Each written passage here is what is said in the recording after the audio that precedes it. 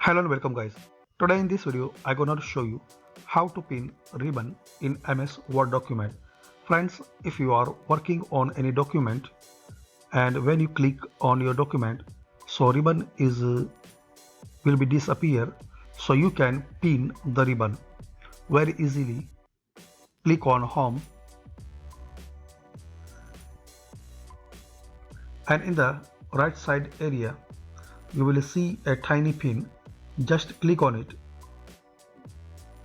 So now ribbon will be pinned, and if you work or move in your document, so ribbon will be not disappear. And if you want to unpin, so just click this arrow, so ribbon will be disappear and ribbon will be unpinned.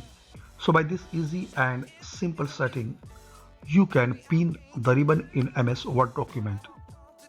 I hope you like this video. Thanks for watching this video. Please subscribe this channel for more latest technology update.